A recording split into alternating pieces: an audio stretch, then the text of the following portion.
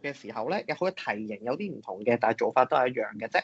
咁都仲係當 n 等於1嘅時候，咁 n 等於1嘅時候，即係變咗1乘以 left hand 要寫翻 left hand side 啦。咁就會1乘以1嘅 factorial 啦，咁其實都係等於1完成。跟住咧就做 right hand side，咁就會變咗做1加1嘅 factorial 減1，咁所以應該如無意外都係等於1，好嘢，順利完成。好啦，咁跟住咧就到綠色嘅部分嘅啦。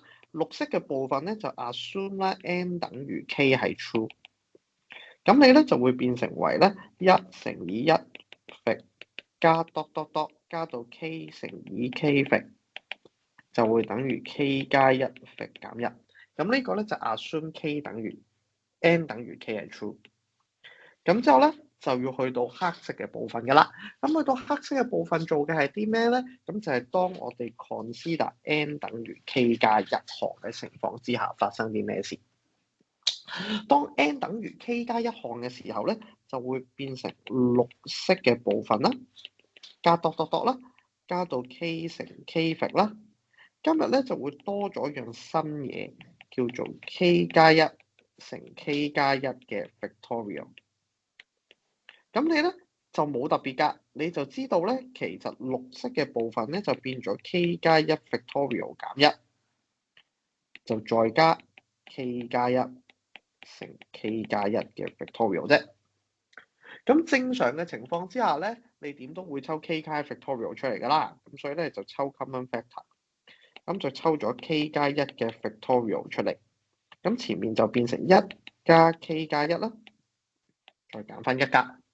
咁所以咧，你就應該好順利就會變咗做 k 加1嘅 factorial 乘以 k 加2減1。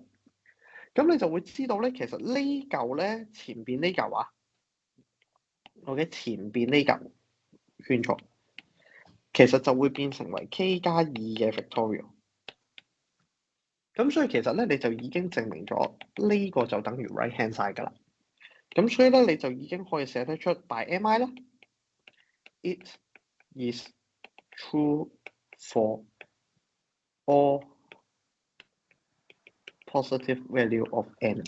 咁所以咧，咁就會完成咗我哋今日嘅 mi。所以其實見到咧個 factorial 咧就唔使太 panic 嘅，咁佢做法都係完全一模一樣嘅啫。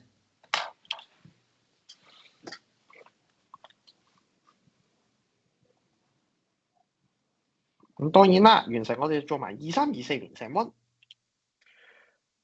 都係一樣10分㗎。